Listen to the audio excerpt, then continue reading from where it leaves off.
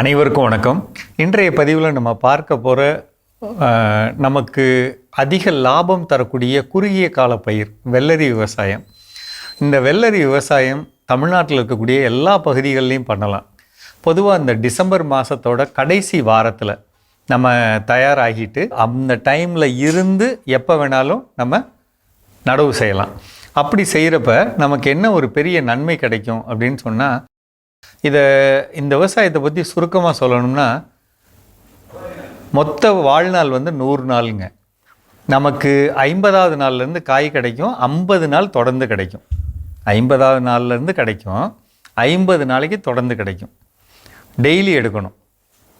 அப்படி எடுக்கிறப்ப பெரும்பாலான பெண்கள் தமிழ்நாடு ஃபுல்லாக எடுக்கக்கூடிய லாபம் என்ன அப்படின்னா, குறைந்தபட்சம் 1/4 ஏக்கரில் 40,000 ரூபாயிலிருந்து 60,000 ரூபாய் வரலும் லாபம் எடுத்திருக்காங்க.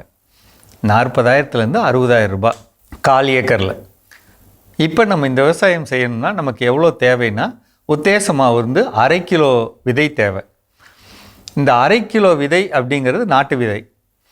1/2 கிலோ விதையோட விலை உத்தேசமாக 2,200லேருந்து 2,500 ரூபாய் இதுதான் விலை.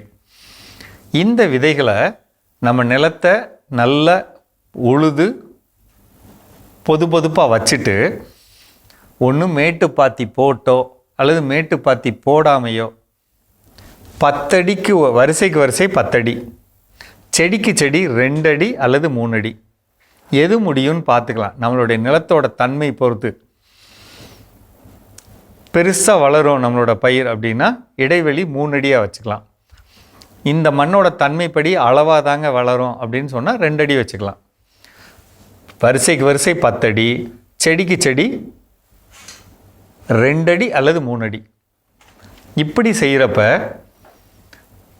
இதிலிருந்து வரக்கூடிய வெள்ளரி 50வது நாள்லேருந்து விற்கும்போது ஒரு தனி காய் 4 ரூபாயிலேருந்து 5 ரூபாய், குறைந்தபட்சமும் 7 ரூபாய் வரையிலும் கடந்த வருடம் விற்றது.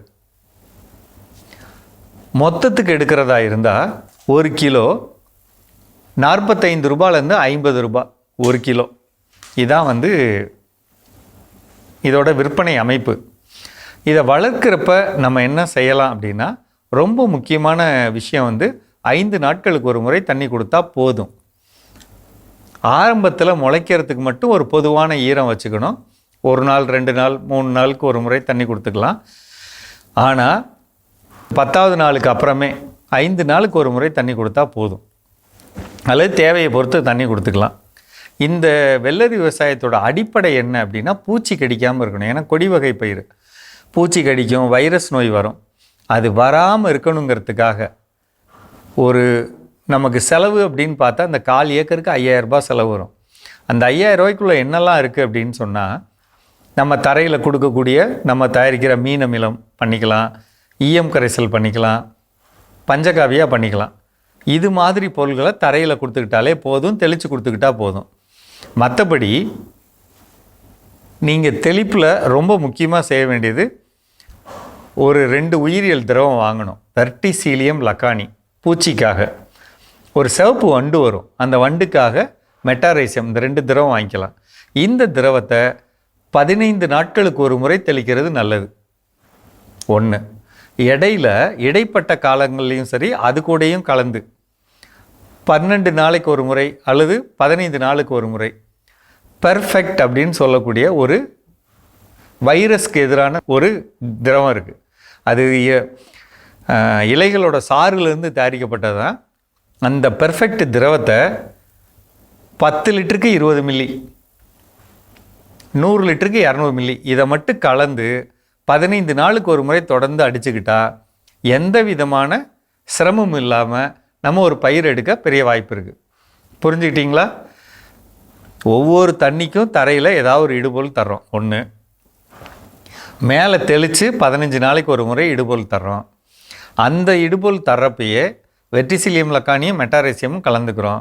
அதை கொடுக்கும்போதே அந்த பெர்ஃபெக்ட்டுங்கிற வைரஸ் நோய்க்கானதை கொடுத்துக்கிறோம். இவ்வளோதாங்க. 5,000 ரூபாய் தான் செலவு வரும். தெளிவாக 40,000லேருந்து 50,000 ரூபாய் லாபம் எடுக்கலாம். முயற்சி பண்ணிங்க. உங்களுக்கு ஏதாவது சந்தேகம் இருந்தால் கீழே இருக்க நம்பரில் கேட்டுக்கோங்க. சரிங்களா? மீண்டும் சந்திப்போம்.